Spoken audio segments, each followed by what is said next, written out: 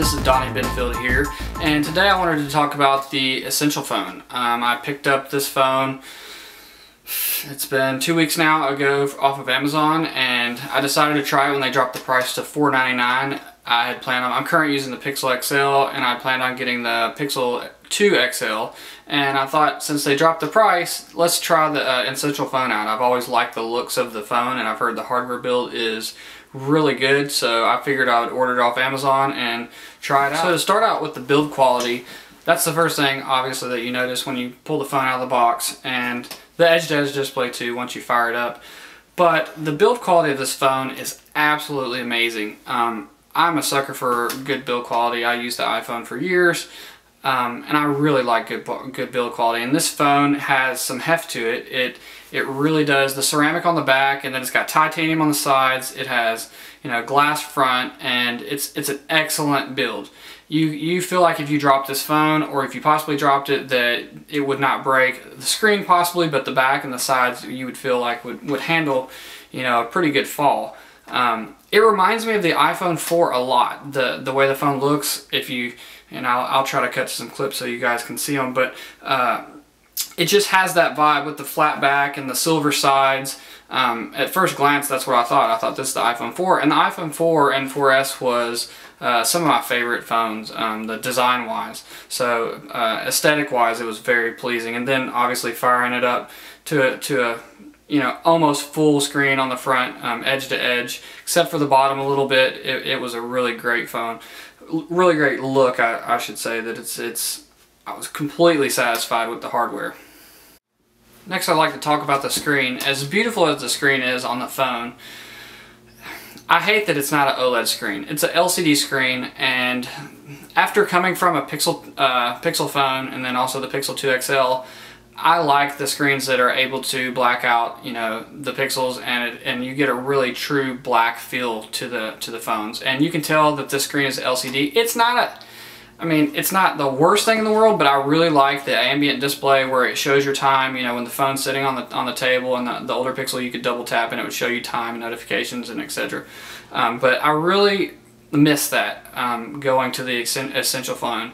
The display is great. It's definitely a toned down look. That's another thing probably coming from OLED.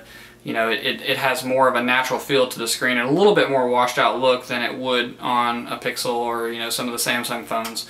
But that is a downfall. As beautiful as the screen is on the phone being edge to edge, I think that maybe up the road we're going to see OLED from Essential. And also something else worth mentioning, the notch. I was really worried about the notch when I first saw this phone, and they had it. I think it was back in May or somewhere around there when they announced it. I saw it and I thought it was the ugliest thing ever because of the notch. And I said, oh, I would never unsee that, but I was wrong. Using this phone over time, the notch kind of goes away. You have your notifications up there. When you click on a video and turn it sideways, the notch goes away. They shrink the phone down so it's a square, and it really just kind of blends in, and you learn to really like it. I'm sure some people are different than me, but I could learn. It wasn't 30 minutes after using the phone that I was really surprised that the notch had disappeared and how much I loved the size. The size of the device is really critical too. With having an edge-to-edge display, the size of the screen is way more feasible than going like an iPhone 7 Plus or 8 Plus. Some of the new Pixel 2 XL is a large phone also. I like the size better. Having a larger screen with littler bezels also makes a huge difference. So don't let the notch keep you from trying out the phone. Next, let's address the elephant in the room, the camera.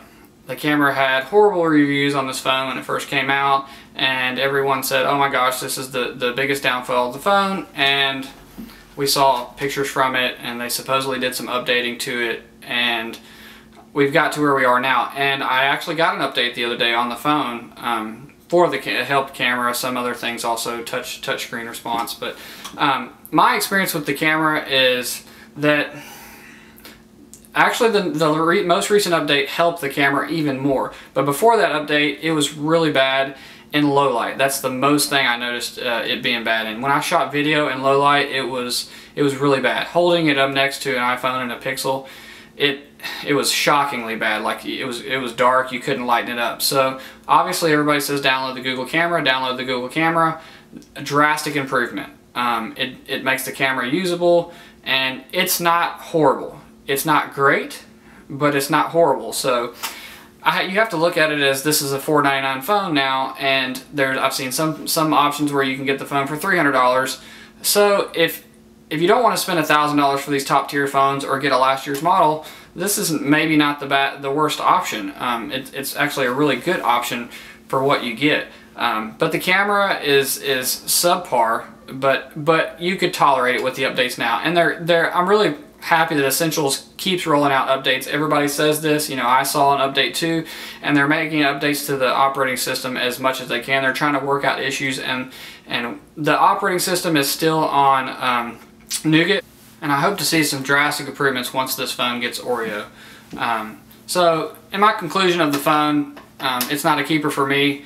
I'm going to stay with the Pixel 2 XL, which I might probably end up shooting a video on in the future if you care to hear about it. But the Essential phone at $500, if not even cheaper, is a very good phone. But it's all dependent on what you're coming from, and you know, if you like the Pixel line, obviously they get more updates quicker from Google. The Essential phone does have the security patches. Also, it gets those. If you're in Samsung's ecosystem, you know, iPhone's ecosystem, it just depends on what you're in. But for $500, the build quality of this phone is absolutely amazing, like I mentioned before. So it's a real player, and I expect in the future to see a lot of good things coming from Essential if they can keep going. If somebody doesn't buy them or whatever, I feel like Andy Rubin is going to keep moving the company forward. So here's to hoping to see good things from them. And sorry if I bored you guys at all, but I just kind of wanted to give you my thoughts of it, and you know, tell you what I think. It's hard on Twitter sometimes to put all this out, so I like to sometimes shoot a video on my thoughts and leave it at that. Thanks for watching. Please subscribe if you'd like to. Hopefully I'll shoot a video here and there, and you can check it out. Thanks.